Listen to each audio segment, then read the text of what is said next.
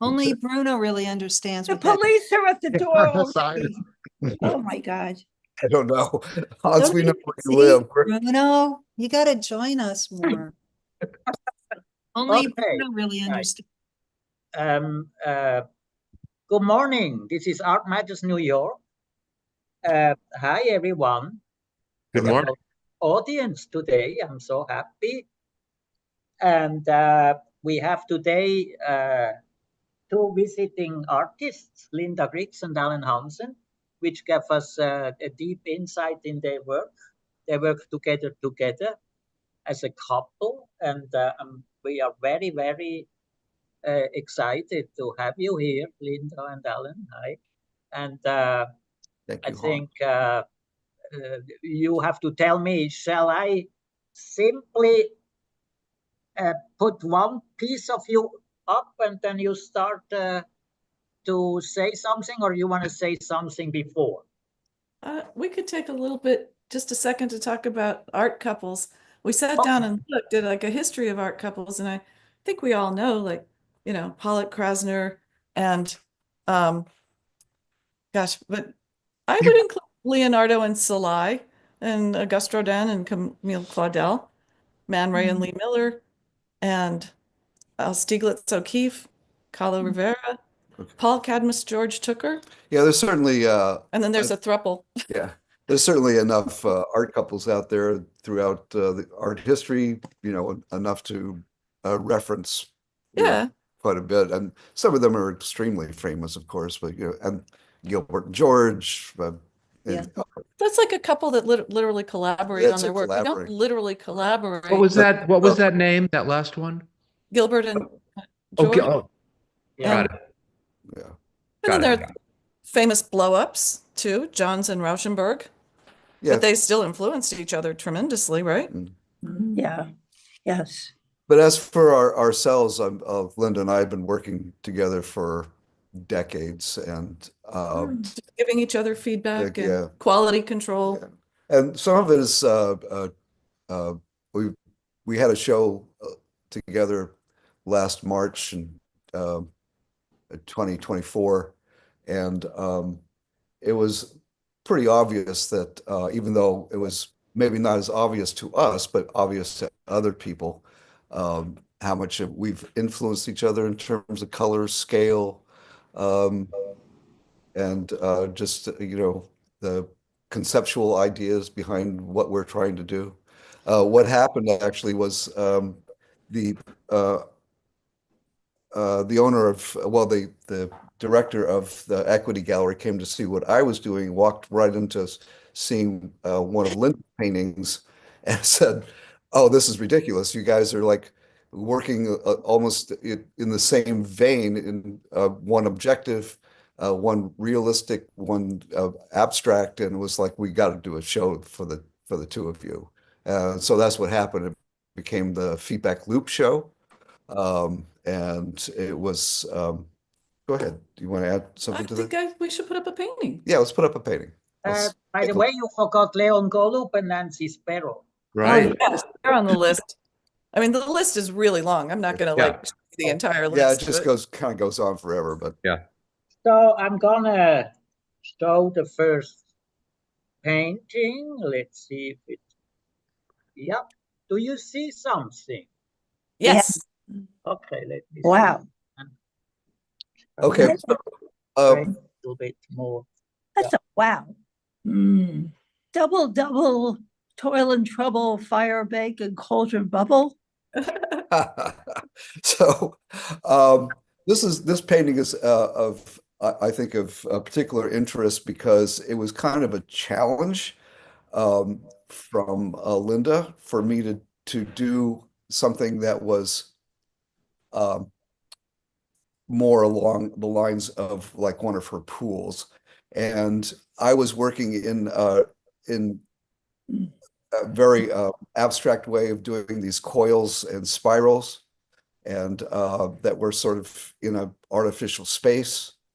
And it was very easy for me to just take a single spiral and coil and make it a little bit more pool-like. And that was the challenge, and it worked out really well. And it when the show was being put up on the walls, this particular painting was coupled with one of Linda's pool paintings. You can see the reference and how they influenced each other. So it was rather an obvious influence, this particular image. There we go. Oh, Yeah. my. Yeah, so this That's was, the reference, right? yes, exactly. Talking.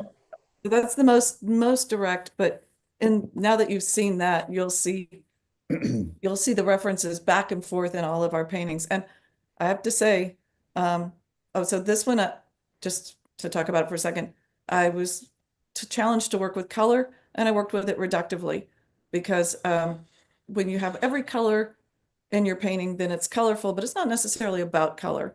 So it's about blue, you know.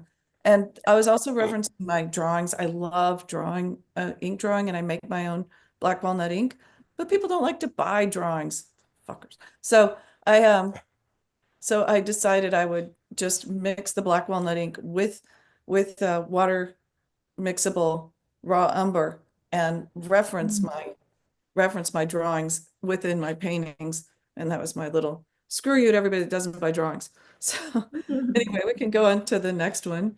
Is this on paper or is it on? It's on canvas. Okay. And also I'm using selective varnish.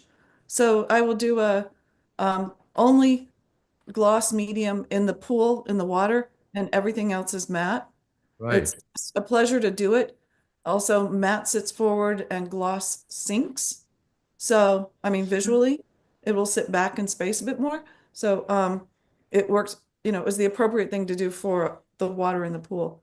Makes the rest of it like the bulge there around the pool and the little chair that sits in front.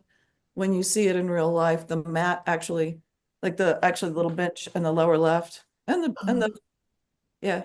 Fabulous, just fabulous. Is the medium oil? Yeah. Oil with instead of with the water for the water mixable oil paints, but you know, you see out there, right? Then I used the black walnut ink into the oil paint. Just And Linda, how big is this painting again? Big. I forgot. Like, okay, let's see. Here we go. I don't know. I can't do it with my hands. I think it may be as much. 28. I think it's maybe as much as 68 inches. No, that's not the 68-inch one. 60 across. No, it's a smallish one. Oh. Alan It's can. 30. It's 30. Oh, thank you. I'm sure it's 30. Okay. Thanks, Hans. Okay, I'll get that pulled up. So let me go back, please. I have another question. I'm sorry. Right. It's water soluble oil paint. Yes. And you've mixed in for the umber, the brown tones, you've mixed in a certain kind of an ink. Yeah, I make my own black walnut ink, but you could presumably mix in any kind of ink. I mean, why not? It's water-based media, right? Of course, yeah. Water is water is water. So I don't, you know, yeah, And just how do you find that via the viscosity of oil-based paint? there's less shine on the water media, water mixable oil paint than on oil paint in raw umber. Is that what you mean? No, I mean in general. Oh, I love it. I love the oily sliminess of oil paint. I found quite the opposite, but you know, it's one man's opinion. Are you do you work in oil? I do. Not as successfully, obviously, as you guys do, by a long shot. But I found the viscosity of the water-based to be kind of too much like acrylic, not as sensual, if you will. Yeah, I would say I would agree with that. I have a question about the chairs. So they're painted with the same water-based oils. No, but actually, I only use the raw umber as the only water-based oil. And the chairs are Oh. just regular oil paint. Okay. Oh, See, gosh. The chairs are oil. So, Yeah. so when you, in the background there, that foliage and all that stuff, that's when you're seeing the umber and. Okay. Oh, it's ethereal. It's So are the, Hey, so are gorgeous. the chairs also varnished like the swimming pool? No, no, Okay. because I need them to sit forward. The swimming pool is the only thing that should sit back in space, Okay. fall back in space. So the Got chairs it. are varnished. Okay. Mm. The scale of this is a little bit, it's like 62 inches in Length. length. Alan was right. He guessed right. 32 by 62. And Hans was right. He guessed 30 Mhm. for the height. How's the Swiss? What do you want? It's a good size painting. But listen, And compositionally, Linda, I see that you've got the two chairs in the lower left. It's like a wonderful stop to consider the pool and the brown, and it's just a marvelous painting. Marvelous, just marvelous. The shadows and everything about it, the highlights, fabulous. yes, I have a question. Is this a particular location, or is it's from a photograph, right? Or is it? It's from a photograph, but it's my sister's pool in Oklahoma. She's- Ah, Yeah. Oklahoma has pools? Yeah. Not just oil pools. They actually have water pools. also, what I find very interesting is, the reflection is so clear. That means there is no wind and nothing disturbing the surface of the water. Exactly. Yes. It's You get very- a mirror reflection if the water is completely still. It's very unusual. Well, Oklahoma is a very quiet place. That's, I think part of the, if I can speak to Linda's pieces, what I get out of them is this kind of peaceful kind of moments. You're probably inside, you're maybe having a drink, you're looking at this beautiful blue pool. It's really calm. It's maybe you're by yourself and you have a kind of a reflective moment. I get that the whole kind of like sense of that whole thing. I think speaking to what you're talking about, Hans. Yes. It's Yeah. quiet. It's surreally peaceful, so serenely and surreally peaceful. It's a bit surreal. yeah. It's surreal in a way that it's just so, it just strikes me as being surreal because it's so real. It's like otherworldly. Yeah. Essentially. Believe me, I'm so relieved not to hear photorealism. Although I have actually earned that title a time or two. It's not one I cherish. Right. Okay. So, I find it very interesting. The chairs are surreal colored in a way. It's it's a completely, it's another world almost. It is. It is. Yeah. It's I had a post in there with a light source because I wanted it to be believable. And then I thought, you know what, it doesn't matter. And I took the post out. Yeah. I think it was between the diving board and well, no, I didn't. I took it out. Maybe I go back to just the Alan's piece, which refers to your piece again that we can. And then Yeah, and I downloaded loads of reference photos. I go over here. Yeah, and so Alan was responding in part to the reference photos that I had when there were a couple in particular that you just loved. Yeah. Yeah, I mean, the little reference that you might find from that reference photo and that first painting of Alan's is there's a clay tile border in the pool, and he uses that. If you could go back to. Yeah, you can see the red clay tile border that just becomes an abstraction around the pool. And it's, this beautiful color against the blue. God, the color, the light purples and the blues, I know. they're glorious. Yeah. They're just glorious. And it looks like a copper pot. It looks like a cauldron from Macbeth. It's swirling a bit. This is not it's not an inactive thing. It's the world under Trump. Actually, those were painted under Trump's first administration, and we felt like the world outside was frightening and sad, and we were looking for places of peace. Mm. and things that brought us joy and peace and comfort. And so, I mean, Alan deals a lot with outer space imagery, I think, but you know, if you're going to cross the Rainbow Bridge and it's blue like that, I'll go. I like this part up here also, which is Oh, that's just wonderful. current. Yeah, I also like these kind of strange little passages, these painterly totally abstract, but they remind me of Goya, you know, of the one of the black paintings, but with these wonderful little things haunting it. Yeah, that would not be that wouldn't be far off at all. Definitely an influence. Yeah, Goya's been a huge influence on my work very nice for a long time. Yeah. These spiral kind of shapes really kind of came out of these coil-like shapes really kind of came out of an earlier series that were all spirals. They were much darker in terms of color and Somber palette. It was very somber palette. They were a little bit it was not a great time mentally, emotionally for me. Those spirals had a lot to do with like the immortal coil kind of just doing what it does, you know. But I came out of that, and these coils became more spiral like. It's okay. And kind of started to elongate, and color started to come back into the palette became brighter. Look at that paint handling. Beautiful detail. Gorgeous.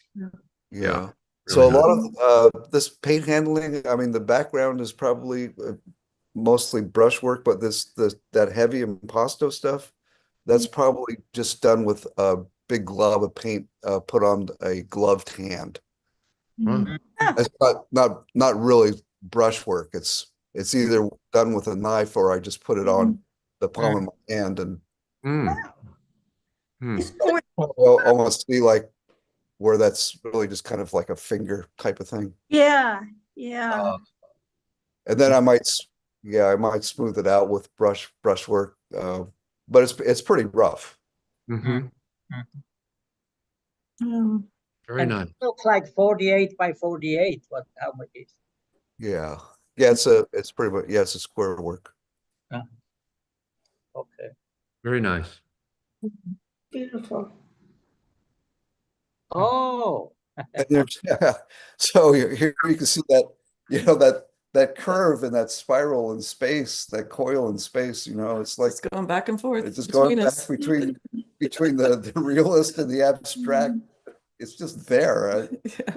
I mean, we can like work together for a week and not really discuss what we're doing and why we're doing it, and then look at those work and go, oh, damn,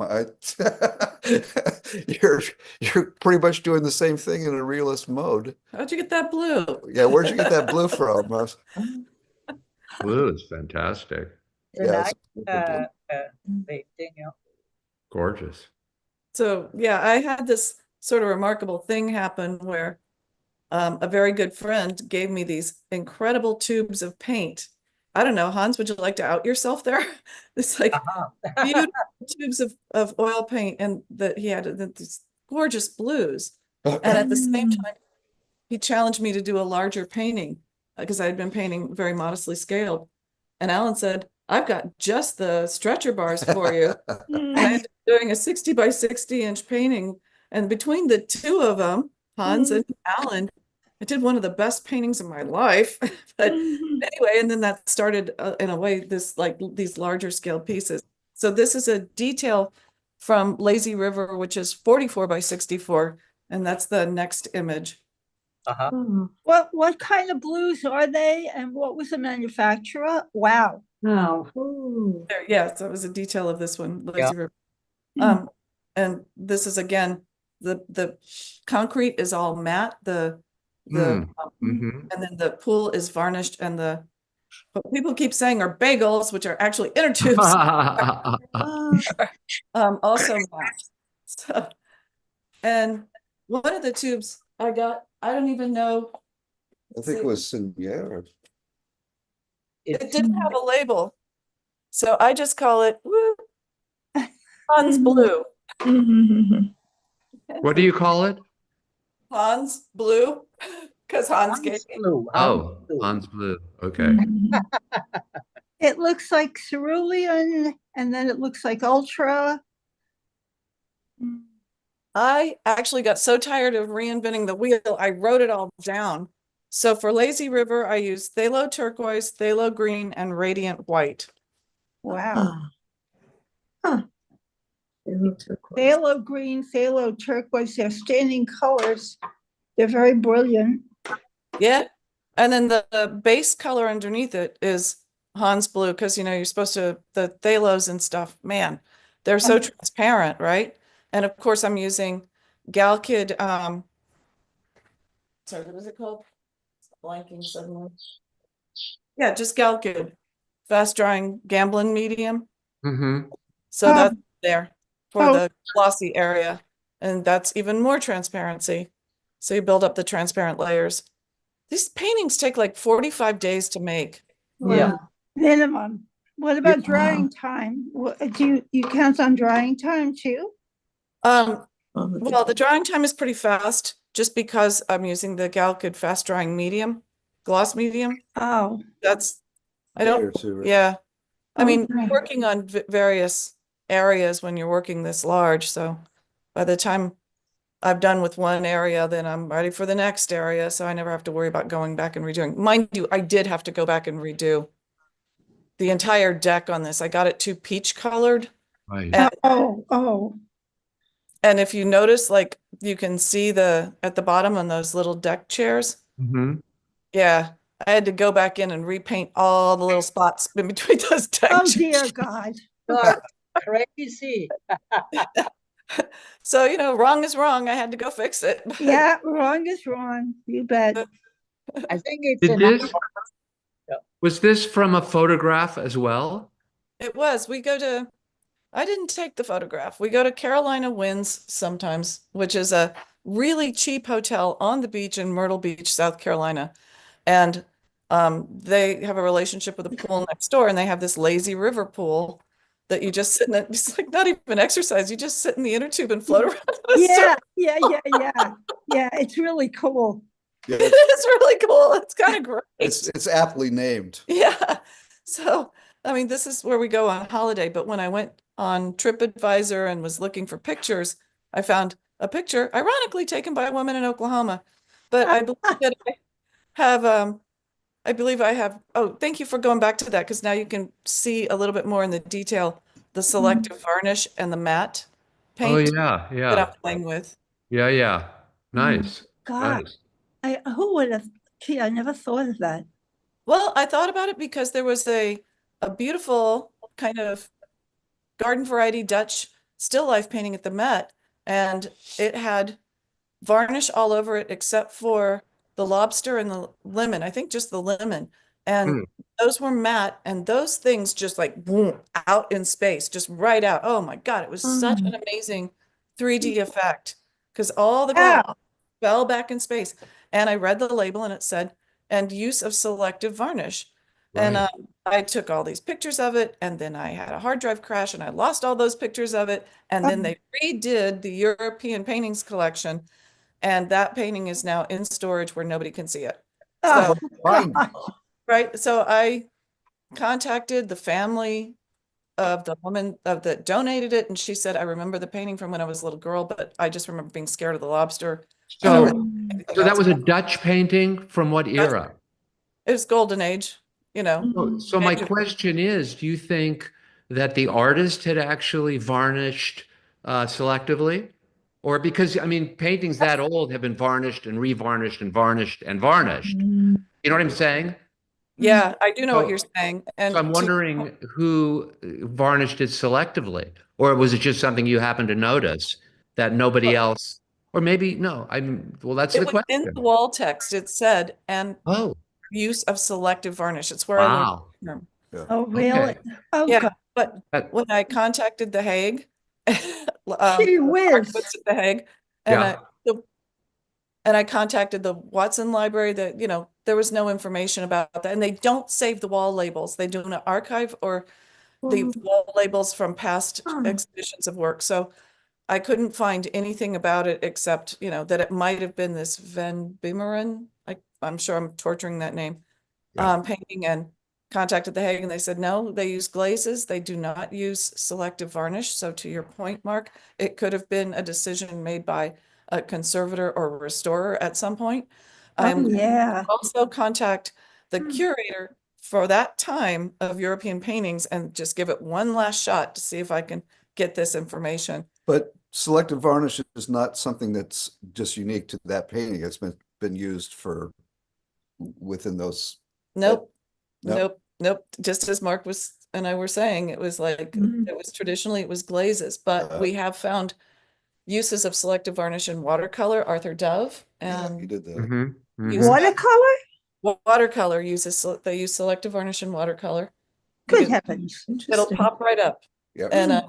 And I found, and then now you see it more as a decorative element, like not decorative, that's not a fair thing to say. Where people are using resin and they'll just have a big blot of shiny paint in an abstraction with. Oh, other- yeah. So I tried to put together a show. It almost got picked up, but didn't quite make the cut about people using selective varnish now. So that's another thing that's been passed back and forth between Linda and I, because now I'm doing the same thing. If you look at some of these, If you can go into the next slide. yeah, if you go to further, the next image. Oh, God, that's gorgeous. You'll The see that, cosmos. The yeah, you'll cosmos. see that some of these areas are, the background is definitely varnished, and some of these heavily impastoed areas are not. They're fairly matte. So I'm doing the same thing, and if you really wanted to extend that, I will add cold wax medium Ooh, No, impasto. Right. impasto, so it's super flat Right. and really pops off the canvas and lets the background sit further back into space. So I'm doing the same thing, that selective thing for visual effect. Alan, describe cold wax medium, if you would, please. So it's exactly what it sounds like. It's wax. It's a very clean, pure wax. You can add it to oil paint, and I'll show you the jar. Okay. You don't have to melt it. You just dip Oh, no. your. No. It's not like encaustic. It's a paste. Okay. And you can mix it with oils? Yes, you can mix it with oils. You don't use very much. It extends the This is the also volume of the paint also. Right. Does it thin the color? Is it what? No, Does it thin out the color? no, It it doesn't doesn't. change the color, doesn't but it does change- make it more Oh. transparent. It makes it more transparent. The color. Ah. Yeah. Oh, goodness, Because, goodness. You can read that out to them. So Wow. Used to use it, Marcia. yeah, so makes paint thick and matte. It's quick setting, made with 100% pure beeswax. Holds the thickest and sharpest marks, ideal for creating caustic-like effects. That's exactly what it actually says on the. Caustic-like effect. So it's impasto in a way, Oh yeah, very much so. you don't And have to use It dries quickly? It does. So someone who used that to great effect was Ross Bleckner. Yeah. You see those, especially his like chandeliers and that sort of things, where he's got like light sources and spots and all that stuff. That's mainly cold wax, Wow. kind of transparent. Wow. Okay. And our friend Brian Rutenberg, if you've never looked up his art, he does beautiful videos too. He does. Just to put a plug in for him.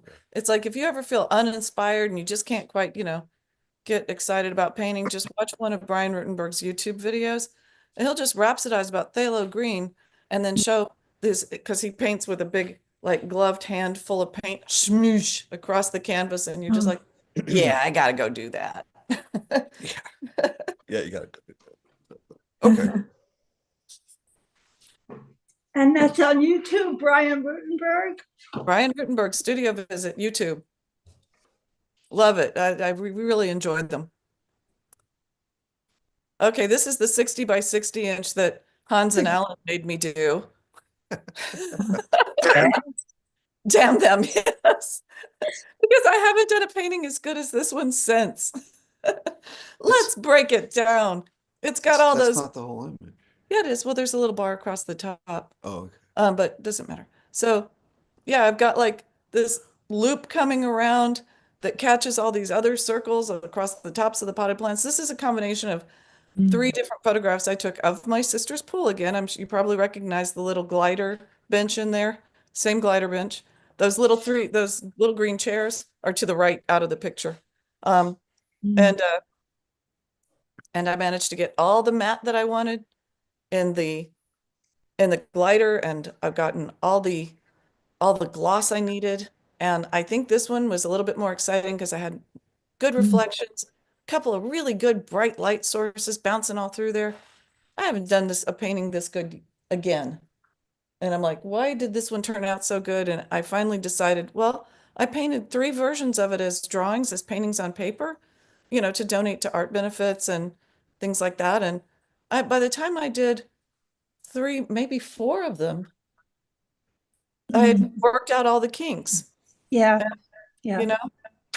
Taking the time to do the studies really counted for me, and I wish I had the patience to do it more often. Sometimes you get so excited about a painting idea, you just want to launch in, and then you wind up making all your corrections on the canvas, which sucks.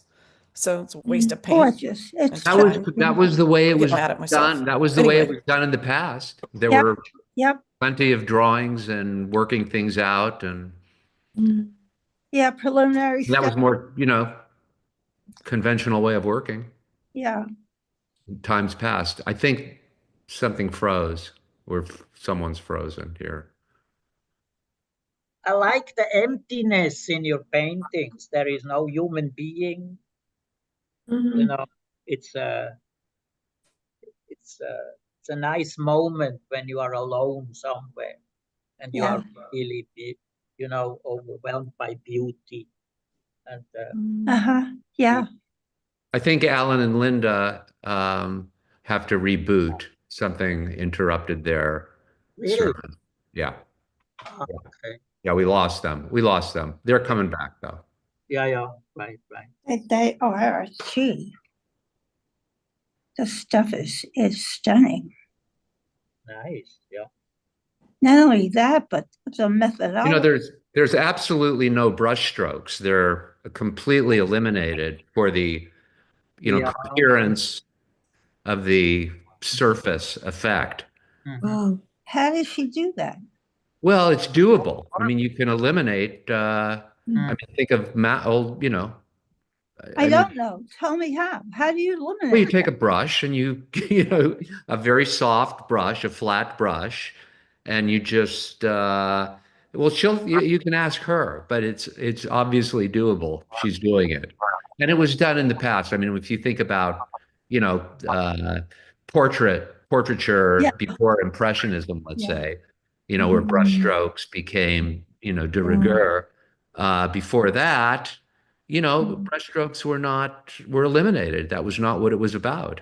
Yeah. They are here. You can ask them now, man. So it's probably the Galkid medium, which doesn't tend to preserve brush strokes. Again, could you spell the name that you used before the word medium? Is that the brand? Yeah. It's Gamblin is the brand. Galkid, Gamblin, yeah. And Galkid is the product, Galkyd. Galkyd. Yeah. Oh, Alkyd. With a G in front, though. Yeah. Okay. And there's different kinds of medium, I guess, matte and shiny. Yeah. Okay. We like their products. They're good. Yeah. Yeah, well, Gamblin is a good brand, too. I think that this painting is really beautiful. And what I like about it is the mood that you set, which I think is best done in this painting from, what I've seen in the other paintings. And so I'm not as, I'm just taken in by, it's both crowded and lonely at the same time. And I think you strike a really interesting note here, an emotional content, which I think is why I think this painting is really so well done. There's an old-fashioned trick for bringing people into a painting that I didn't realize I was doing until it was explained to me. But that when you put things in the foreground with the subject in the middle ground, you get people to step into the painting somehow. You're not blocking their view, but you're inviting. And I think he did that really well here. And the other thing I think he did really well was your use of light. Because to have that white table in the front like that, I think makes the painting for me. And it's just the way that it plays against the white wall in the back and that light source. There's something really so, like I kind of say, why is that so lit up? And yet it doesn't have to make sense to me. I really enjoy this so much. I think it's really masterfully done.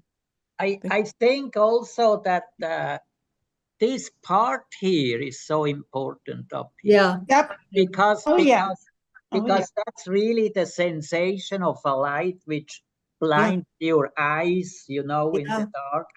And if you would have painted very like a clear bulb or whatever, the painting would collapse somehow. I You know what I'm agree. saying? It gives the whole tension of that very clear outlined, everything is so exact. And here it becomes so something like looking into the sun or whatever. You know what, Hans? I think you used the right word. There's a really brilliant tension in this painting that makes it really so well done. And makes it like I could look at this for a very long time. Really a great composition. The And composition is fabulous. painted. It's Yeah. circular and somehow it's circular and it's incomplete in the circle, and yet it's just holds together so well. Yes. It's incomplete and it holds together. You're interested and your eyes are drawn to the left, and yet you travel around the painting, but it's not stopped except in the lower right-hand corner. And somehow it in a way, when you talked about Lonely before, I thought of Hopper. And it's not an alienating painting by any means. It's a happy, sort of a happy painting, but there's a loneliness about it too. No one is there to enjoy this beauty. Well, the viewer is who is looking at it. The viewer is for sure. And my mind is standing inside the patio door with a cocktail, just thinking about the Right. That's the best way to look at a painting. Is this this was a photograph? Was this a photograph from someone just leaving the back door of the house? And did you not move around the furniture to create the composition, or is this just a photo? I took several photographs and then I combined them. So I didn't literally move the furniture, but yeah, I moved the furniture in the picture. Yeah. How do you combine? You just took the elements of certain photographs and decided to put them in this painting? Yeah, I mean, there was stuff that I liked, but I didn't. I was like, I can't live without that particular little glow across the top of the glider. So I moved the glider into the picture. Gotta have that. So then, In a strange way, moving the glider where it is, near, juxtaposed or adjacent to the table and then to the pot, does create a kind of a barrier. It almost becomes impossible to enter into that space. It almost like a strange, barrier, which is interesting. I find. I'm just commenting. I'm observing. But interesting. You would have to move something to actually get to the pool. Right. That's the stairs, you know, somehow yeah, exactly. Well, the door is around. directly to the right of the, so you, but you, yeah, you can go out this door. But generally, they go out the kitchen door, which is on the right-hand side. So I didn't even think about it as a barrier. But then people said, "How are you supposed to get to the pool?" Yeah, I like that though. I like that. You didn't use AI and remove your relative from that pair, did you? But It's Like funny. the cocktail part. I really like the cocktail part. Linda, didn't you also forget a little bit something here somewhere?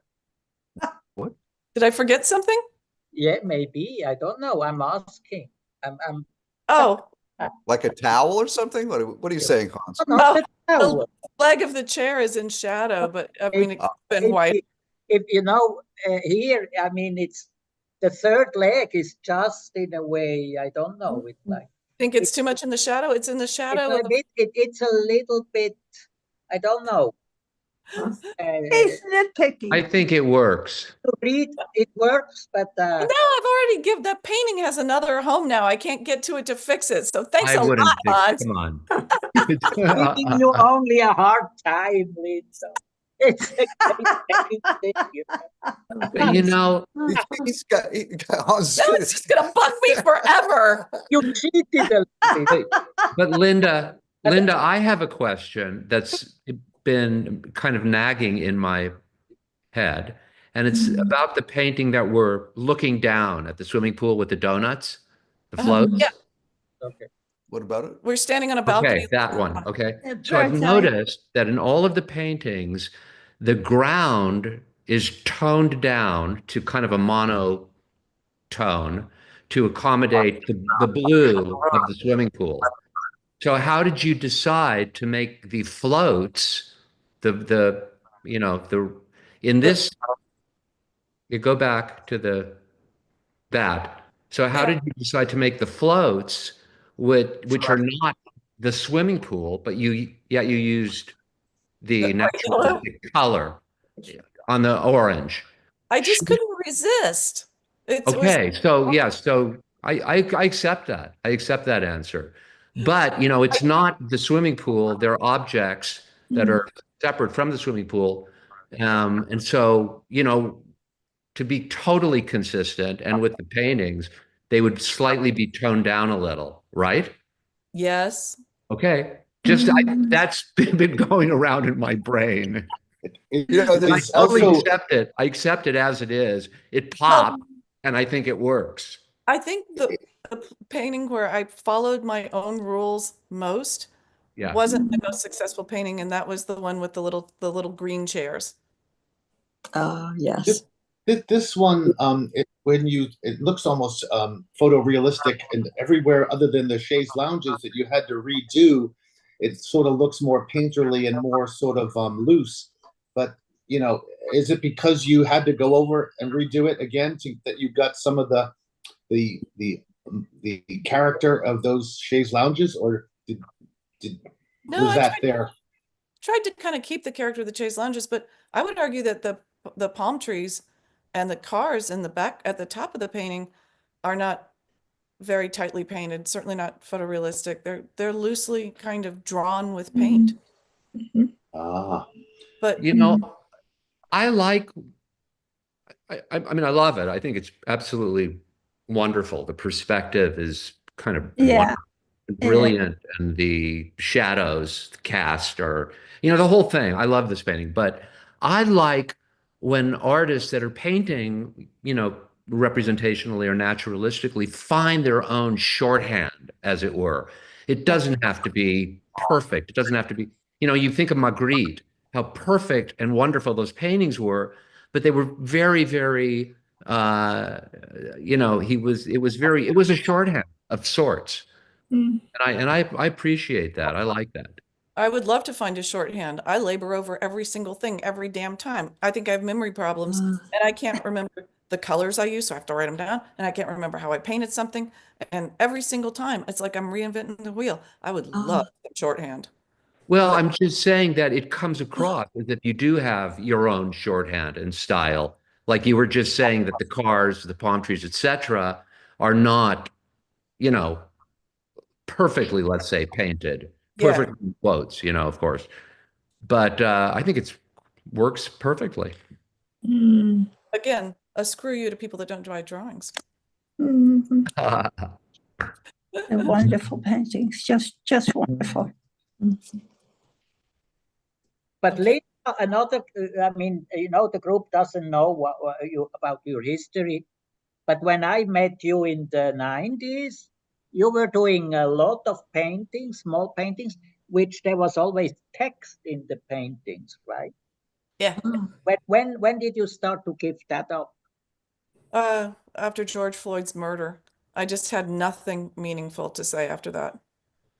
Just, Wow. what do you say in the face of that? Mm. So Wow. just retreated into myself and came up with comforting images. Okay, on that note, let's like take another look at Alan's. Yeah. That is a wow. And this is a wow also. Alan? Yeah. Yeah. Oh, that's such a knockout. So this Great. is those, Coils? you know, from the spirals to those sphere-like things to those coils, and they just keep on falling further and further apart and becoming something else entirely, that they're just on the verge of becoming complete abstractions. So when you zoom in a little bit, when we were talking about selective stuff like that, see all this black stuff around there? Yeah, Who was I talking to? Well, anyway, that's black, well, Cold wax? with cold wax. It's not really, it's a made black with Prussian blue, and yeah, good. That's what makes it so wonderful. yeah, and so you can see how Yeah. that stuff is. That's the cold wax medium. And then when you look at what I did in this particular painting, is that you're looking at almost the raw canvas in there. Really? Yeah. Okay. You didn't So prime it? what I did is after I gessoed it, I covered the entire surface with a very, very bright acrylic green. Oh, for God's sakes. So The opposite, the absolute opposite. yeah, exactly. You can see it on the little left sphere over there. Mm-hmm. Yeah. Yeah, that one. Oh. It's actually that's actually almost to the gesso. Hmm. So, Hmm. and then I just did very light, Can't see it. oh, sorry.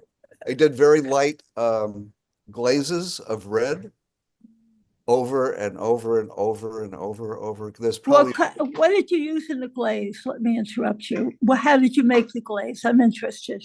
oh, okay. So that's at first it was linseed oil, Right. And And then- color. the color itself. And you used a slight amount of color with the linseed oil? Yeah. Yeah. Yeah, Yeah. crimson. And then you let it dry completely? Yeah. That takes a week or so, right? 2 or 3 days. It was put on very thin. Oh, okay. You know, going from thin to fat, right? Kind of thing. And then over here on the bottom right and stuff like that, I started to add black to the crimson. Actual black or a combination of colors? that make Combination of black? crimson and black. Ew. Okay. Yeah, Ew. towards the bottom here. Yeah. Ivory black, Mars black, lamp black, what? Ivory. Okay. Yeah. So this painting took a long time to actually make. It's gorgeous. Beautiful. It's absolutely gorgeous. Yeah, and this was in the feedback loop show. Good. I love the diminutive size of the subject, you know, this the way that works. Oh, thank you. And yeah, I mean it's really good. It works so well, it doesn't occur to me to question it, but that's not usually how people make a painting, is it? It's a really interesting composition. It works perfectly. Yeah. It does. Yeah. I Yes. wanna particular- just Well, No, I'm just on the abstract paintings again. As a Well, this dominates the space. Hansen, you know. Yeah, you're moving in from the edge. But of this, but the one that the crimson one that we're looking, yeah, Yeah. Yeah, I just want to again show you. I mean, it clearly, reads as the subject, but it's very small and it's right in the center and with floating in a lot of space, a very deep space. And I think that all those tensions, all those things work and Absolutely. make it really interesting. That red is just so glorious. To me, the subject of this painting is red and all its implications, bloody, war, emotions, love. It's glorious. It's really glorious. Warm, yeah, like well, Very nice. embryonic. It's also interesting that Beginning. that as a kind of a discrete, isolated subject, it's very, very abstract at the same time. Mhm. yeah. So- I think one of the things that I've been working with, and always I kind of challenge myself with, is to give these abstractions a natural light. It's an artificial light, but Right. it has the kind of light that you would give a still life, for instance, a realistic still. Right. So Exactly. that's always been a challenge for me and something I've always pursued. I need to mention that very early on in my painting career, I was a landscape painter. Mhm. And neo-romantic a landscape neo painters. what they called neo-romantic painting. And Mhm. so there was always a very romantic sort of light source. And I never did let that go. Right. Nor should you. But there was also a horizon always. Yeah, there was a horizon. That was like a critical part of a critical turning point in my painting was dealing with the horizon line. I finally had to let that go. I stopped painting for about 10 years. Really? Wow. Yeah, because the landscapes finally just became a horizon line, Yeah. and they were on the verge of becoming minimalist abstractions. Mhm. That's someplace I didn't want to go. I had to step back and reevaluate what I was trying to do painting wise. Mhm. Eventually, I found another way of doing that. Way back in. A way back in with what I called the Explosion series, which was based on just sky, and uh, and so I got rid of the horizon line, got back into space and abstraction. Mhm. Mhm. And what did you do during those 10 years? Raised my daughter. Good for you. Yeah. Good for you. I think you could also say that you just lifted your head up so you couldn't see the horizon anymore. You saw more clouds, and what's going on the sky. If you're saying that what I did for like 10 years was lay on my back, Hans, you're right. I was just laying on the beach, looking at the sky. Or at the swimming pool, you mean? Oh, Yeah. no, At the cosmos, just letting things go Yeah. by. Well, shake hands with Mark. He's always skyward. Yeah. I've been painting skies for many, many years. Oh, okay. Well, Yeah. we just took a leap forward here. So when Wow. Oh, when wow. we spoke earlier about Linda and I influencing each other, and we had a convergence. Mhm. As we continued to do our paintings and stuff, we started moving away from that. although there's still obviously a lot of influence in Yeah. terms of color, scale, Quality control. quality We give each other control. quality control all the but time. I took all that stuff, that red and all that, painterly paint and stuff like that, and started putting objects into my paintings. In this particular case, what was in Bad JPEG. in this particular case, I added Pandora's box. It looks like a toaster oven. I know it does. I know it does, but the idea was a box that hadn't been quite opened yet. Ah, yes, to release mankind's ills. Indeed. Yeah. And so the upper figure is just more atmospheric and more abstract. Yes. Oh, that is so To the cool. bottom, to the box on the bottom. Yeah. Is And that how you see that? yeah, when you zoom in on that box, if you could zoom in on that, you're seeing that idea about, again, I used really bright yellow acrylic before I started using oil on top of it.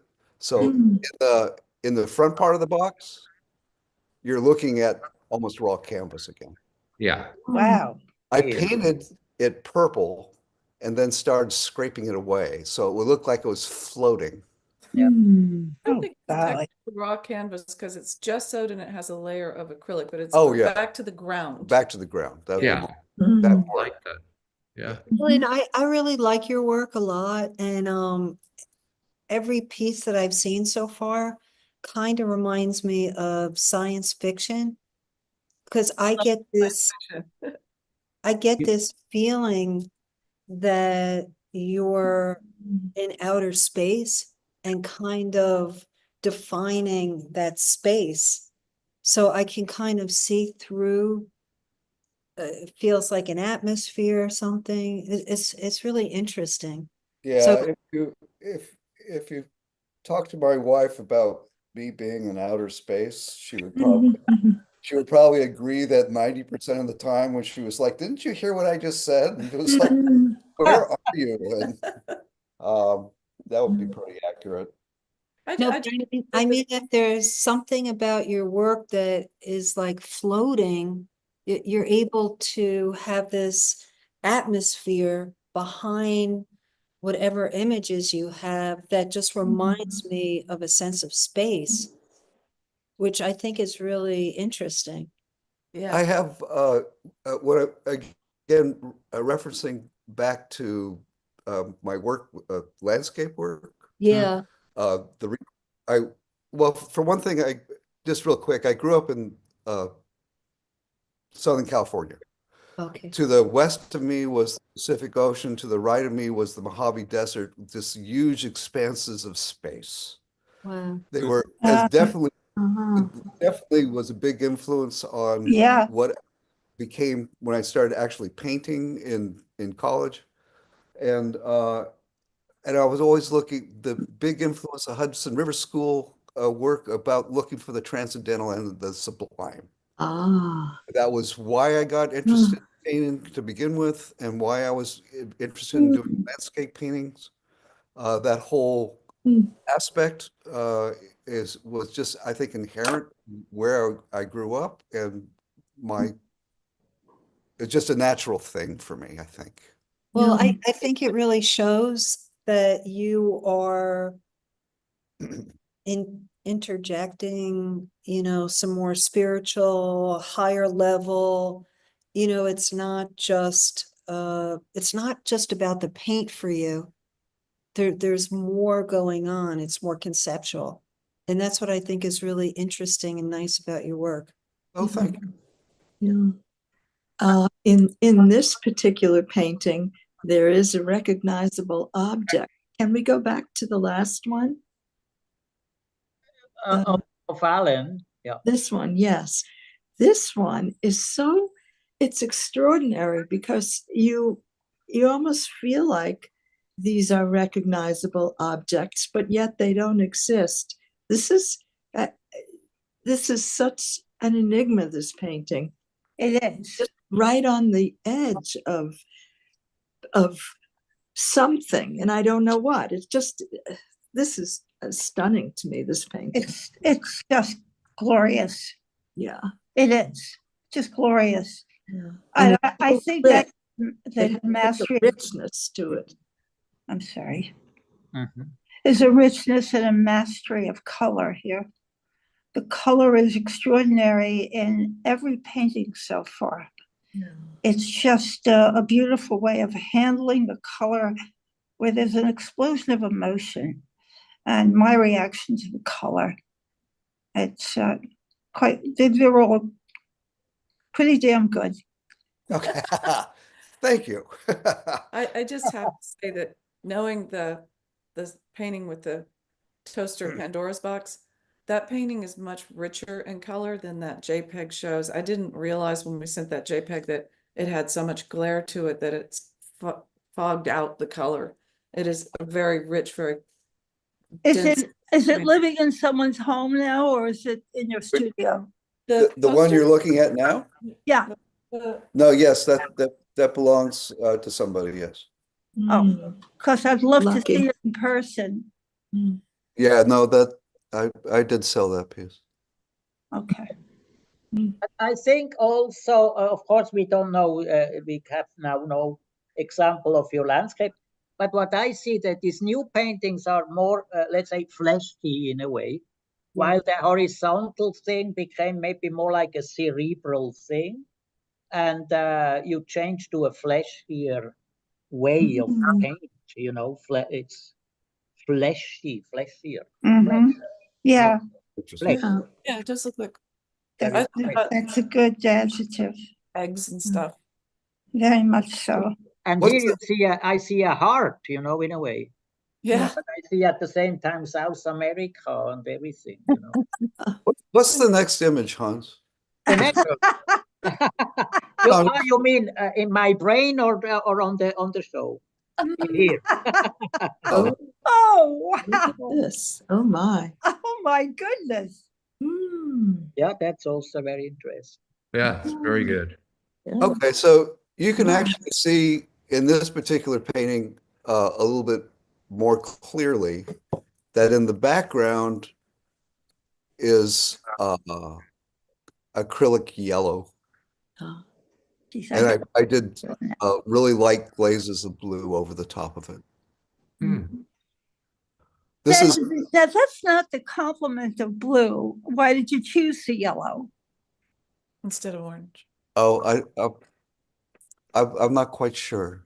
Maybe you Okay. want it to bounce. Yeah, it was something about the light or something. I can't quite remember what influenced that per se. Okay.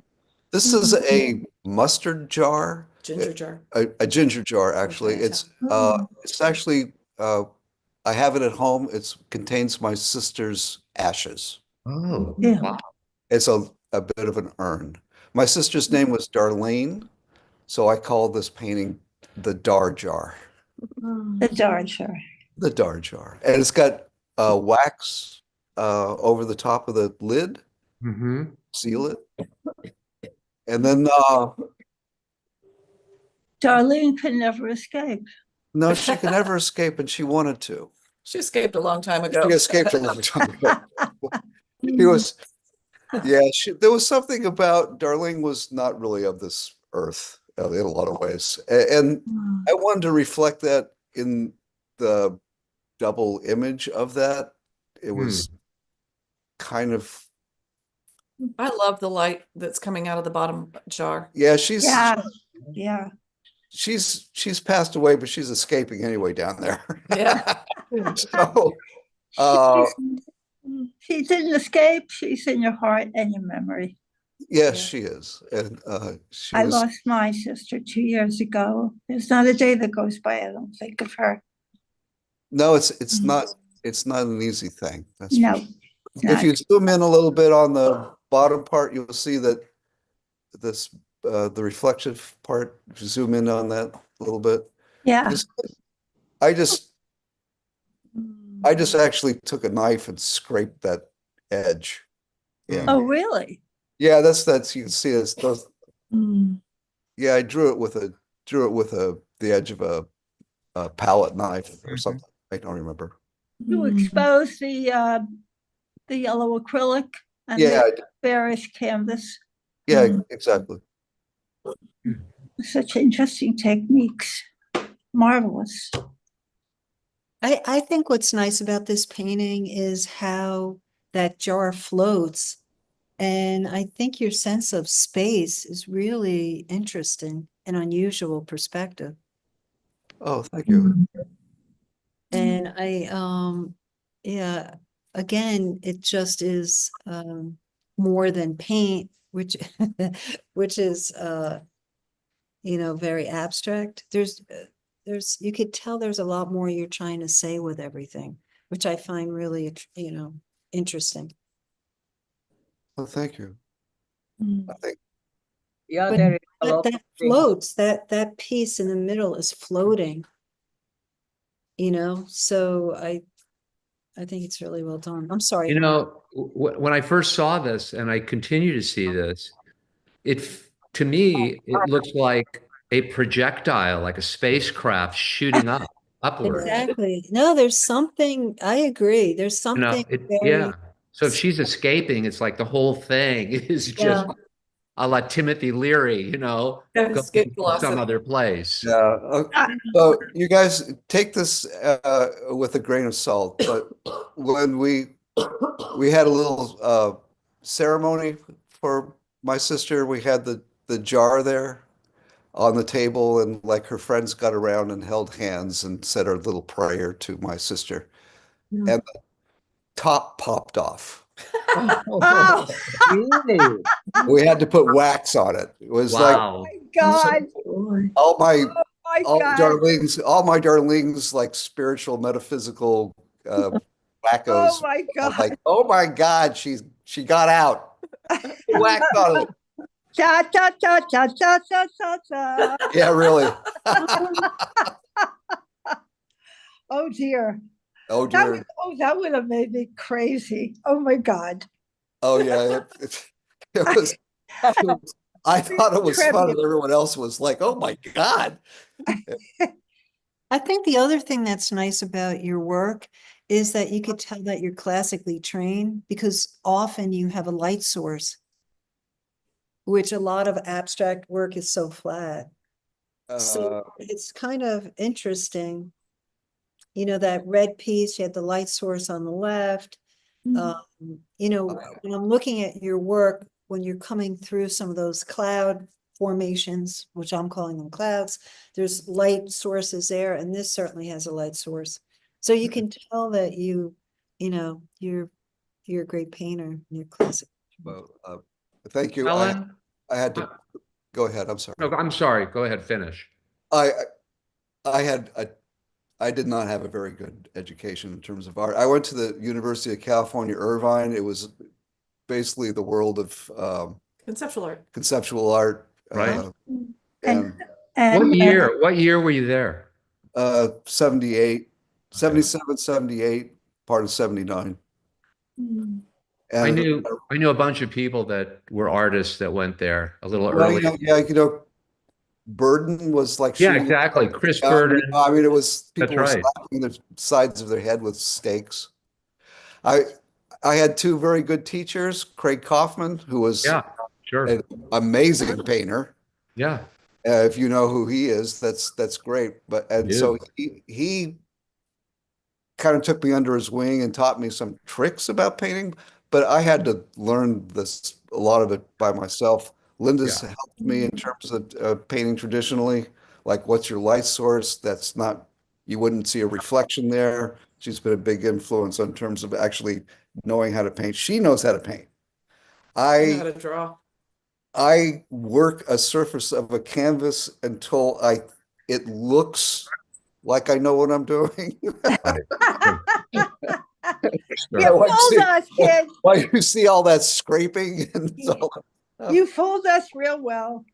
No, okay. but I think that that's what's nice about both of your paintings. I think that Linda, I know that you didn't like the term photorealism, but the fact that you could paint that way just speaks to, how skilled you are. She's So, very- you know, as a painter, you can do it. Not that I think you bring a lot more to that, but I'm still, you know, in awe of the way that you're able to paint. Hmm. And I see, because I'm an abstract painter and I don't ever think about light Ooh. sources. Oh, here's a good example of like what Linda's Whoa, actually capable of Exactly. doing. Right. good Beautiful. heavens. Wow. Wow. I mean, Wow. that fence, if Oh, you saw this thing in, Oh, look at the dimensions.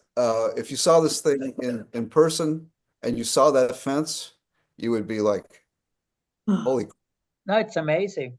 yeah. It's totally- Mary, you were talking about, we had, what was this Spanish painter which made the nets, the fisher net? Oh, so Soroyan. Soraya, yeah, exactly. Right. Linda's right. Soraya. It's so amazing. Yeah. Linda, this is crazy. You are wonderful how you did that. wow. Linda, I like this one better than the other painting. It's really crazy. I love it. It reminds me of a little bit Mm. of So the fun. craziness of Rackstraw Downs. Oh, yeah, I guess. Oh, I don't know who that is, but okay. Yeah, It's I'm known sorry. for his two perspective points. You guys will have to excuse me for just 2 minutes. Sure. Yeah. Sorry. But this is amazing. That's Look. amazing. It is. oh. It's I true. think this is Just, the best I've seen yet. I love it. But you kind of wonder, like, who the hell is going to buy this painting? Like, so when I did the pools, class issues were also kind of a thing. Like, I did another one of an above ground, two more of an above ground pool. And it was because I didn't just want to do like resort pools and, you know, Oh. posh pools like from, you know, a real estate magazine or anything like that. Like, so I Oh. just wanted like everybody to have like this good day, right? Where they got to be in the pool.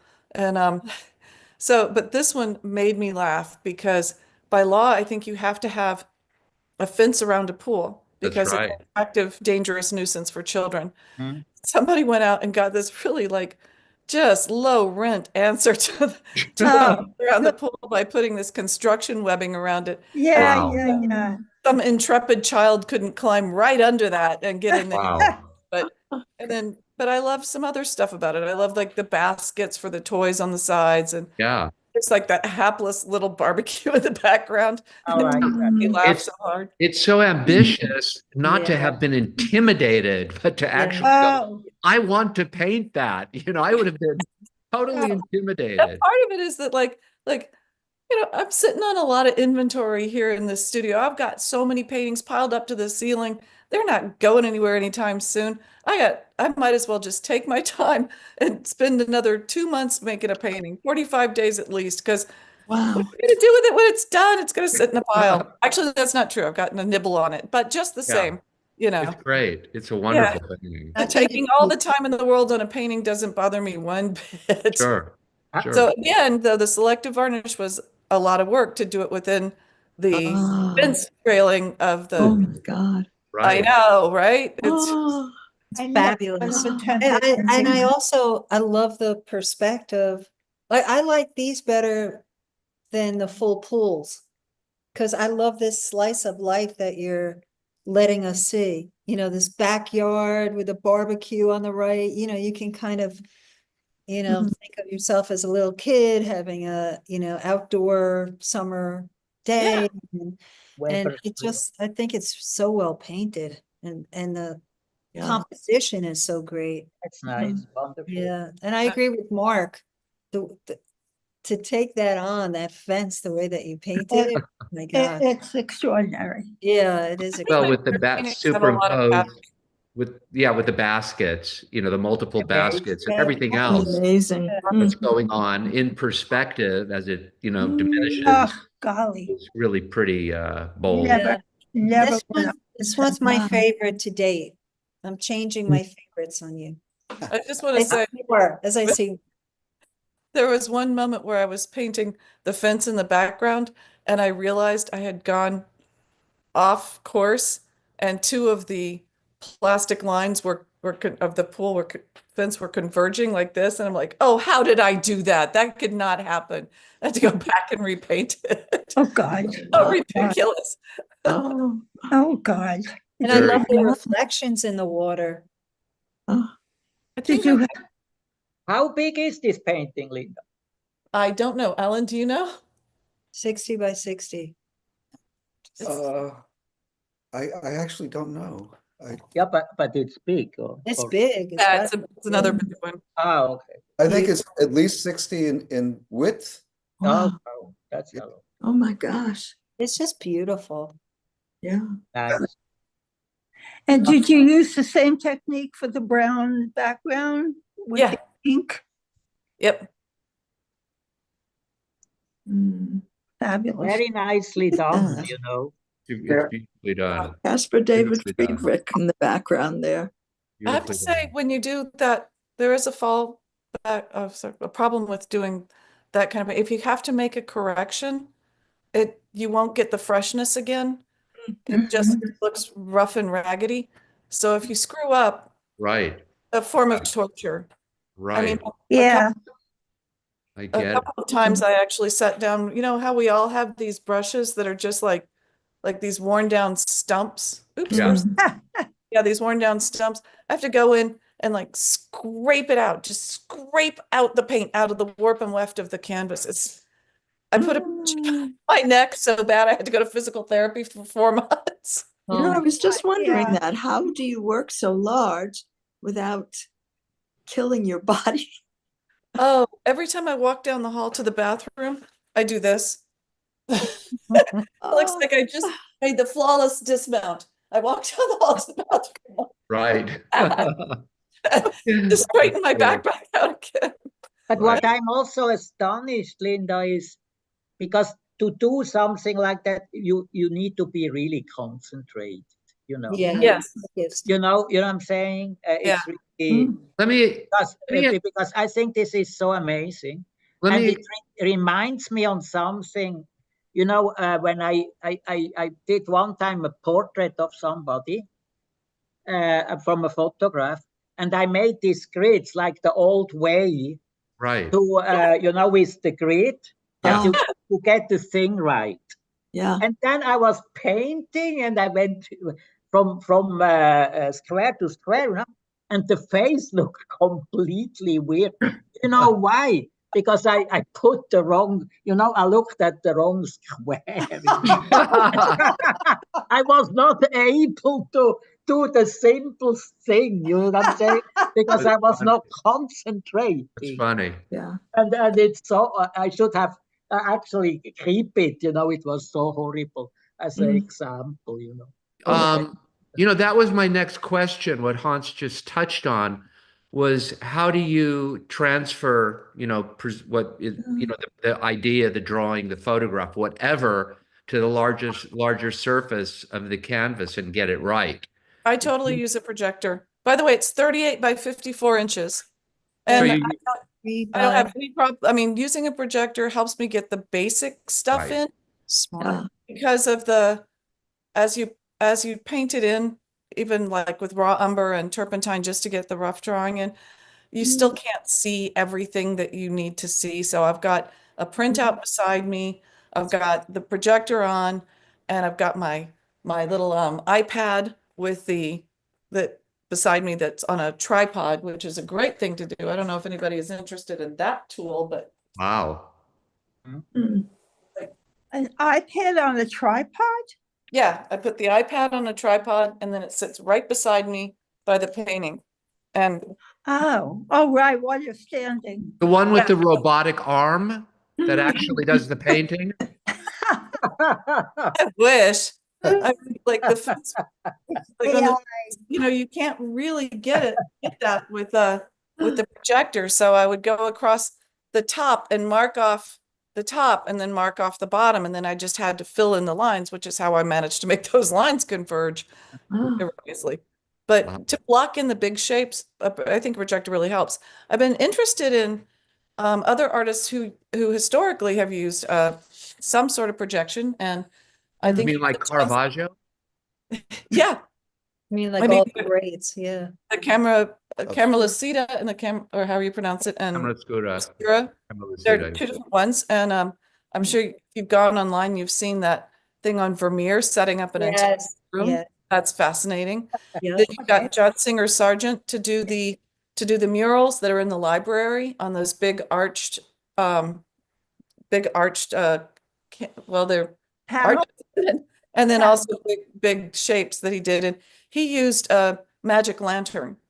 That was What is so. that? Is that like a camera obscura? But No, it's more like a projector. projecting slides. Projection. Yeah, and it's usually the camera obscura slides are about that big, and you have to have them printed up special. But he had a big photo collection. He had tons of photo reference, Yeah. which Ah, are in the British Museum and the library, and they're reassembling now. So I don't know to what extent he used, because he did like something like 700 portraits. You kind of Yeah. wonder Yeah. if he didn't use, take a Yeah. magic lantern slide. But people talk about the number of sittings they had to do. So maybe it was a combination of two, or maybe he just didn't use them on the portraits. I don't know. Yeah. He didn't have to. So freaking good. Linda, can I pull your leg a little bit? Again, my table leg. Didn't you forget to put the shadows in here of the mesh? Let's go ahead. shadows of what? I put them in. It's dark. You can see the posts. It's just makes slightly darker You're a shadow. nightmare. No, it seems the shadows are missing here. It's one big shadow. I'm pulling your leg. Oh, He's an evil man. I am very evil. Oh, nice. oh, That's look the at this. detail. Yeah. Yeah, just a little detail. Mm, It's so beautiful. it's wonderful by itself. Oh, Yeah. Yeah, it oh is. God. Interesting painting, actually. Okay. All right, I I mean, guess. the highlight on the fence that gives it substance is amazing. Yeah. Oh, Resist a good highlight. That's oh just my great. God. Yeah. Each diamond, Oh, Great. 2 out of 4. Each diamond has a highlight at sometimes 3 out of 4. Linda, Now, can you tell us a little bit about your history, your background? I grew up, well, my family was State Department, and Oh, my okay. first memories of the Dominican Republic, which are very vivid memories. We moved to Oklahoma, and my parents split up, and I was in this very not vivid place. And then I went to school at Virginia Commonwealth University with a bunch of other State Department kids. That was funny. Okay. Lunch conversations were, so where were you stationed? Well, we were in India for a while, and then we were in blah, blah, blah. And finally, I felt at home. It was very weird having memories of the Dominican Republic while you're in a place like Tulsa, where nobody else has memories of anything but Tulsa, But I had a great public school education. And I think last good years of public school education were about 1978. And that's when I graduated, moved to Virginia Commonwealth, to Virginia, to VCU, had a wonderful time there, and then went to Hunter for a graduate school, which Great. brought me to Wow. Mhm. They have great painting teachers there too, I've heard, at Hunter, right?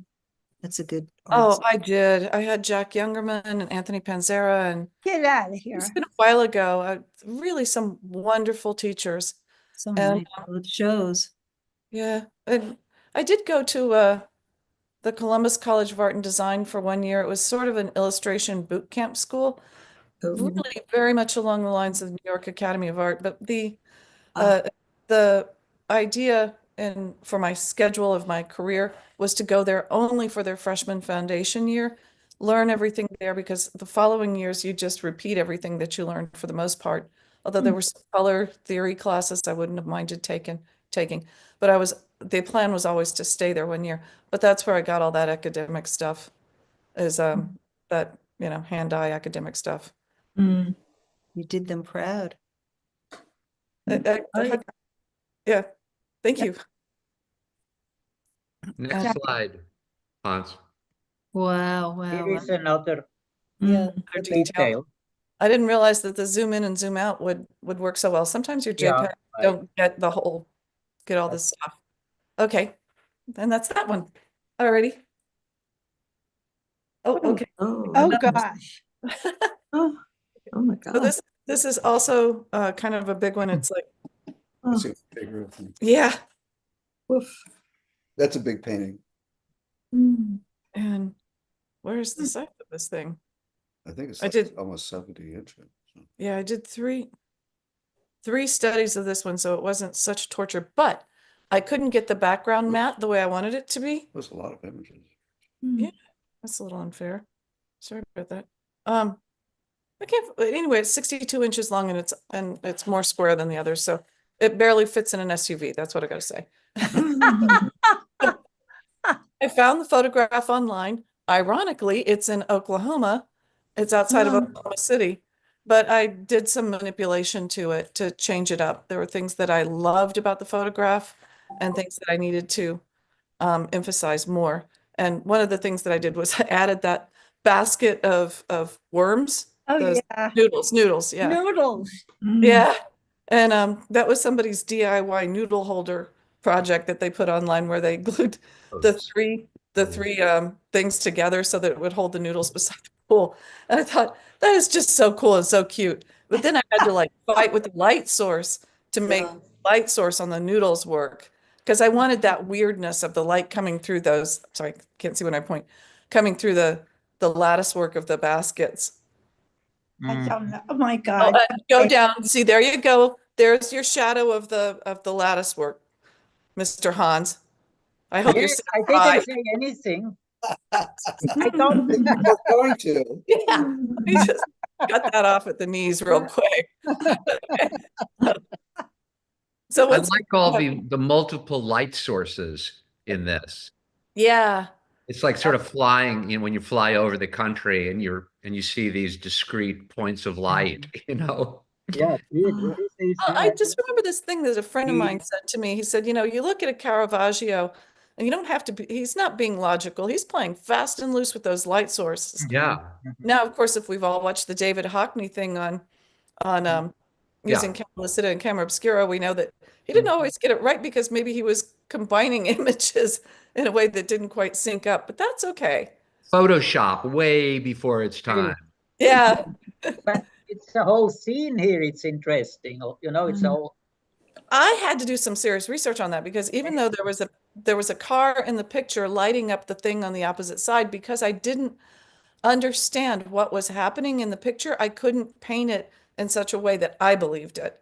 So I had to go, this is a little weird. The person who took this photograph of their pool forgot to turn off turn off the GPS or whatever you call it on the camera, which will automatically tag where you are in your camera.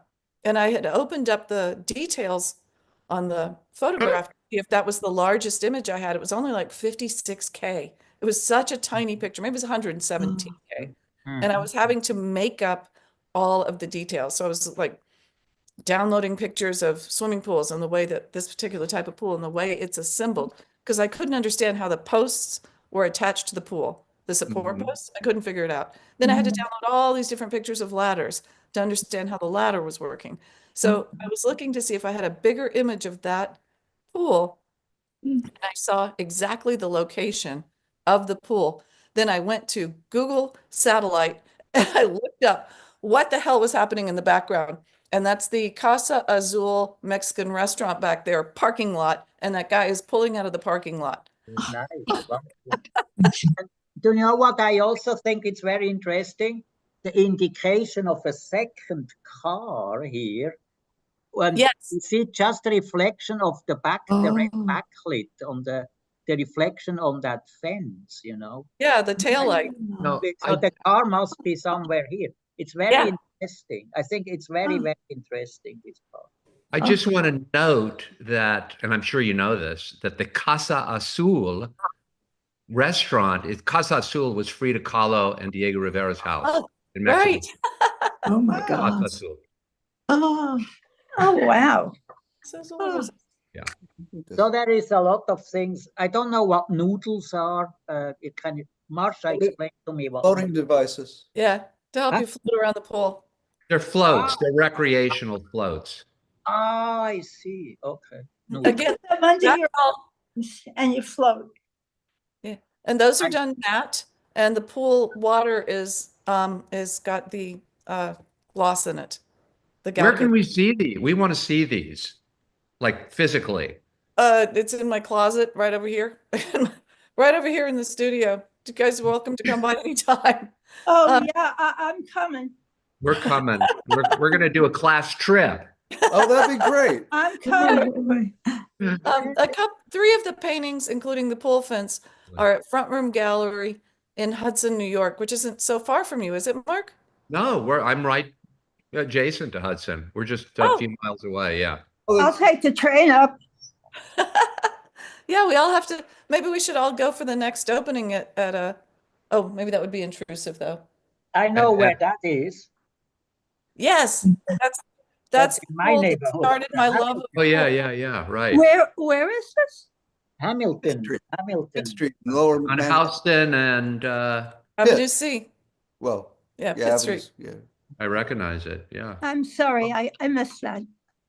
It's in the Lower East Side of Manhattan. It's a public pool. That's where I learned how to swim. Yeah, Hamilton Fish.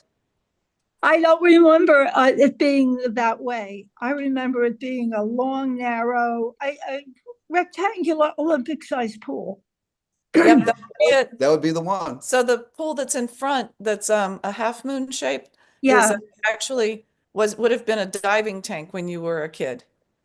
They Oh, didn't change it until the Dinkins administration because they kept finding dead bodies floating in it. Oh my God. Funny, it was not in funny. a park, and my sister taught me how to swim. That's so wonderful. Yeah. So- yeah. And we lived in the projects close by. Oh, wow. It's also nice painting. Yeah, they're Beautiful. project. Oh my beautiful God. painting. Yes. I like this housing project. Yeah. Painting. Yeah, that's I where gotta tell you, Don't even start. those buildings killed me because they looked really like the work of a talented high school student, and I kept going back and forth over them. You know, the windows were too shiny. They didn't have enough form. There was Yeah, you yeah. know, the angles, because it is done in sort of an angle. They're like kind of zigzag when you Yeah. look at them from Google Earth, and No. Yeah, yeah. they were just I mean, devastating, difficult to They do. look a little bit like abandoned, you know. yeah, Yeah. But, you yeah. know, I don't mind, Atmospheric. you know, like Yeah. They're very much alive and well. Yeah. Yeah. You Like grew Robin up Hood. there, Marcia? Is that Yeah. what you're saying? Yeah, I Oh, did. it's on. Why would the I- lights be on? I know. Wow. That's what. Linda, Uh, did they know that you did this painting of the? of- I have not sort of mentioned, I could send it to the Parks Department, but You should, they would love it. That would be Yeah. a great meaning for them. so people ask me how come Yeah. I never paint people in the pool, and like I don't do social realist paintings, so that's out anyway as far as I'm concerned. But also it's illegal to take pictures of people in the pool. So Yeah. right. and also then the other thing is I really like calm water, that's still untroubled yeah. water. That's Still- the good Yes. thing. Yeah, I think it's much more interesting because you get such great atmosphere. You know, there's so much feeling in your paintings, which I And think really differentiates that. One of the things that I always photorealism. find interesting about like not putting people in these situations, in these paintings and stuff like that, is your mind wants to fill it in anyway. You want to, you want to kind of make your own story, like, you Yeah, know, of course. oh, what kind of kids are going to show up? You know, is it going to be crowded today? Is it going to be a sunny day? And you kind of start, your mind starts filling in all these blanks, you know. Yeah. It's kind of like going, you know, seeing an empty apartment and you start putting the TV where you want it. Like, oh, you know, that sort of thing. Yep. I think the perspective on this is fabulous too. Yeah. Perspective is very good. I did a little more playing with the water mixable raw umber and the ink, but Mhm. also in the little chairs that you can see there, Yeah, the deck yeah. chairs. I had read that Caravaggio and Leonardo did oil painting, and then to get clean lines, they went back in with egg tempera. And while the oil was wet, you can't do it otherwise, it doesn't work. So there's a little bit of titanium white egg tempera mixed with a little radiant because I could get it to do that. Yeah. And then I could get some slightly cleaner lines on the deck. But I have to say, given the scale of it, I felt like I could do a better job on those clean lines on the deck chairs. And Could you make that larger so we could see what you're referring to? and that one's 48 by 48. If you zoom in the deck chairs, you'll see how inept I am at painting a straight line. Go on, do it, do it, do it. But listen, Linda, do you want to have your legs again pulled? Go ahead. Was this part here not a little bit too easy for you down here? You see? Yeah. Isn't I didn't want it to take up too much attention, Oh, okay. but actually it wasn't particularly easy. No, I redid it a couple of times. I got Mhm. like the perspective on the where it says the deep end on the writing. Yeah, here it is. Isn't it? that was hard. That went offline, so it's still off. Look at that. That's so pitiful. Easy? No, it was not easy. No, I Look, like that this one's off part too. here. My perspective is totally off on those words. I Oh, like Linda, this. Linda, I think your capacity for detail and your ability to paint just blows me away, and I'm in awe with the capacity you have as a human being to stick with it and do what you do. And I'm curious, when did you remove? Did you ever have humans in your photographs where you took them out, or did you just have photographs without humans in them? I can't. I think I just have photos without humans. Yeah. No, I love the lack of humans, and I'm Oh, right. I'm also interested in technology and the idea of using a projector. I can't get my arms around how that works, but how important would you say technology is to you accomplishing what it is you want to do creatively? Totally. Oh, I mean, it's very like I wouldn't dismiss technology at all. Back before we had all this stuff, I would take photographs with a single lens reflex camera. Mhm. I would have to get them printed up. Then I would take them over to the Kinko's and Xerox them to the size I Yep, wanted. yep, And then I would rub charcoal on the back and transfer it yep. onto the canvas Ah. that way. And I would have all that messy charcoal all over the place. But, You're gonna lose the. oh, am I running out? I might be running out of time on this and I might get kicked off again, but I'll sign back on. But now it's just so much easier because I take the photograph with my phone, I transfer it to my iPad, I put the iPad up here on my tripod, Yeah. and I have it right there for reference, and then I can transfer it. It's actually, I have very old technology. It's a bit of work to get it onto the projector and get it up there. But the projector just gives me the broad strokes for the most part. It can't give me the detail. A lot of times I've got a 56K, Right. or have a 117K photograph that doesn't have any detail in it. And again, technology is my friend. I go online and I dig up reference photos. I have so many pictures of pool ladders to figure out how they're working, because Oh my gosh. it's like faking the human body, like if you don't really know anatomy and you're trying to draw the human body, it's like, well, that shoulder blade is not in the right place and I'm not buying it. It's a little easier to get away with a pool ladder because nobody else knows how a pool ladder is assembled either. But the human body thing, you never get away with that. Everyone sees the distortion. It's sort of interesting. I'm reading a book about the rise of Impressionism in the 19th century in France. And the criticism of the Impressionists were that they were using broad brushes and broad strokes. And it was, and they were dispensing with any kind of detail, right? Yeah.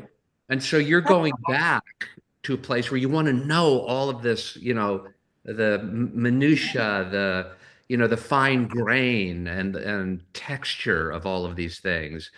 Whereas painting, in a way, liberated us from that a long time ago. Oh, yeah. So it's the very thing that liberated us was the photograph, right?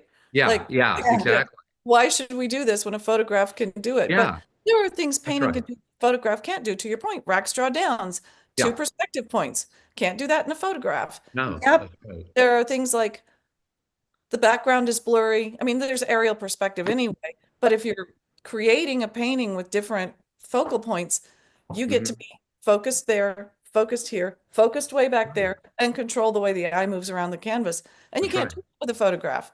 Did you so- ever see that the Hockney show where he just did paintings based on all of those ideas you just mentioned with multiple perspectives, what was in focus, what was out of it, and he just played with it. It was at Pace like about 5 or 6 years ago. It was a whole Oh, I series of missed that. paintings just based on painterly advantages in controlling what we see and how we That's see one it. of the things that always why I don't particularly am interested in photography this much is that it's just so flat. Yeah. It's so incredibly flat. It's just like visually, I'm just not that interesting. No matter how terrific the photo is, it just looks that's flat. I can't get away from that. It's such a funny thing. And I love photography. Linda really loves photography. But I think it's very interesting what Mark said, because once you look at your paintings, Linda, one could say, oh, you are interested in photorealism, but you are not, because it's like Renaissance thing, you are interested how things are working, and you put a lot of things in your paintings, even it's coming from the photograph, So I think that's a very interesting thing, in a way. And that's what I see where you communicate, because Alan is against photography, because he wants this flashy thing, and I see the connection, You are such a troublemaker. Isn't he? That's what she thinks. What the hell is that about? And he never lets up. He's If always you- making trouble. if you both ever changed and attempted to do the kind of work that the other one does, I don't think there'd be a happy person in the room, because I'm not sure he could do what you do, and I don't know if you could do what he does. No, I could not. No. I am not a painterly painter, and I know my limitations as a painter. Every time I sit down and say, well, Alan could do this, and I try to do it and I can't do it. No, that would never happen. Yeah. I mean, What's is there another image? Is there another image? No, I mean, I think we saw everything, no? oh, we there did. wasn't another one of Alan's? Yeah. It's another one. Well, Encore. Encore. Yeah, what we can do is just go again from the beginning or backwards. Do you see it? oh, that was it. Yeah. Oh, yeah, we've seen Was everything. there another? Was Yeah. there another one of Alan's? I thought so, but I thought put there was- in extra details of mine, but I thought there were more of Alan's. I thought there was another box. No, that's what we saw. Would you guys like to see our studio? Shall I spin? Yes. Okay. All right. Oh, Yeah, hold on. Yeah, that's it, what we saw. Wonderful. Yeah. Let's see him again. Go the other way now. Oh, okay. Never Oh, mind. Beautiful. I want to see him again. But really? Now let's after the studio visit. Okay. All right. So Look how nice. we have this extraordinary but small space, and it's and this is this is downtown East Village? it's in the Lower East Side. Okay. It's the Clemente Soto Velez Cultural Center. See, I said we were drowning in paintings. See that behind that curtain? That's all big paintings. Mhm. Wow. Let's see. And then come on around here. That's There's my nice. next painting. I'm not showing you the bottom because it's really a mess. Yeah. And then up there, more paintings. Right. Yeah. Behind the walls there, the white walls, that's just foam board. And there's more paintings. And let me show you Alan's last painting. Mhm. wow. Let me frame it up. Da-da-da. There it is. Oh, cool. Oh, Isn't that beautiful? Oh my Okay. God. Yes. So it has that same like almost abstraction on the upper left corner that the toaster oven. Yeah. Yeah, same sort of composition. Right. Interesting. Okay. Beautiful. Yeah, he's working. But the purple is it purple? Are we reading that correctly? Yes, that Mm. is on my Nice. computer. Mm. It's Nice. Yeah. accurate.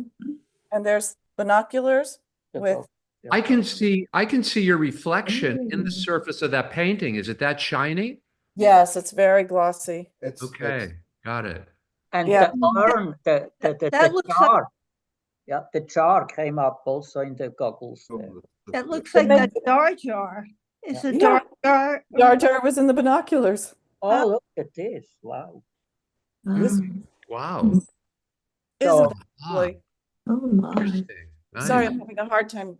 But now, Squaring yeah, this up. I mean, You guys just need to come over.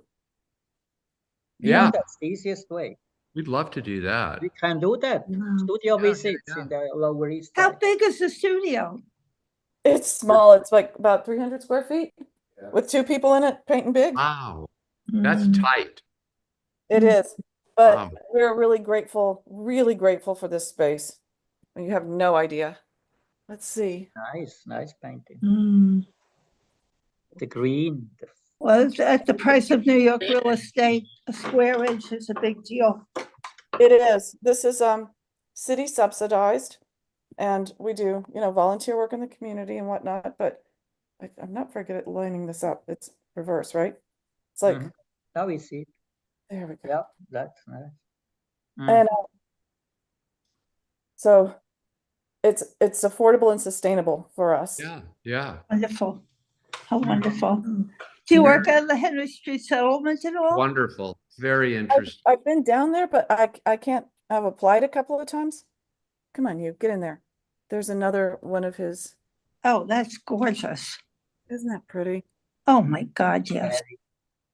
Colors are terrific. Oh, fabulous. Can we see that again? Yeah. Way to And I go. like these boxes. Can you and- pull this one out? Oh, Sorry, I'll be able to get away from it. Which one are we looking? oh. The one with the box. Oh. Chop, chop. And what is that to the right of the projector? It looks the like camera squirrel? construction. Oh yeah, that's all of Alan's play tools. Oh, I love it. It looks like some Dadaist got in here. Yeah, that's Yeah. really cool. Yeah, it does. There's this guy. Come on, Oh, you. God, the colors are so fabulous. God, why can't I do this? This is really hard. The purple. Yeah, it is. It's hard to. Oh Hmm. boy. So that's interesting what comes up with Alan's painting now. I I know. like those. Yeah. There's the box. But, Hmm. Okay, yeah, see. Mhm. interesting. Yeah. This one is oil on paper, on prepared paper. Yeah, yeah. Back up. See if there. Did I get it all? Damn it. Sorry, I can't line it up properly. Ah, Hmm. So, piles and piles of paintings. Yeah, yeah. And I see. So look at the old, this is an old classroom. So that's why you Oh. see the funky lights up there. It was a school. Oh, right. Oh, my Or, God. I wonder, I don't think that's the school I went to. It was PS CLX I can't remember. 160. It was PS 160. No, Okay. All right. Yeah. are you on the fringe of Chinatown? No, we're just above Delancey Street. Hmm. Oh, I was able to walk to Delancey. My favorite restaurant was there when we could afford to go out to eat was Ratner's. Oh, I remember Ratner's. So Mm-hmm. just before we leave, I can again just with that we remember the paintings. great. Each Right. one is more beautiful than the next. Mm. I think we've been a good influence on each other. Yeah. Yeah, I think God. I did definitely. Yeah. Mm. Fantastic. Fantastic. Beauty. Mm. Oh, my Yeah. God. Jeez. There is an emotional depth to all the paintings, you know. Yes. of you both. Absolutely. You know, there is this emotional depth. You know. Yes. Yeah. I think it's that goes Abs- through, even the work is so different, but it's clear. I agree.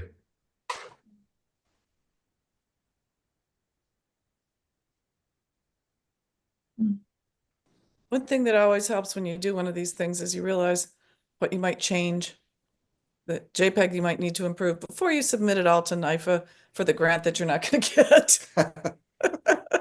Right. Oh, So bravo. Very good, bravo. Robbie. Yeah, Thank you and so beautiful. much. It was fabulous. Are there Thank still you. questions, Back. or shall we log off from our audience out there? Yes. And, So, and then we still can say Yeah. something. Great So- thanks to Linda and Alan. Bravo. Okay. Thank you so much for your time, and Guys, And It- I'll Thank you for post that sharing list your of, work. we're coming to steal a painting either in your studio or in your uptown digs. Hudson. We'll all meet up at Hudson. Yeah, upcountry digs. and Mark, I'd like to talk to you more about how you know everyone over at UCI. sure, I will. We could talk. Well, I'm going to start.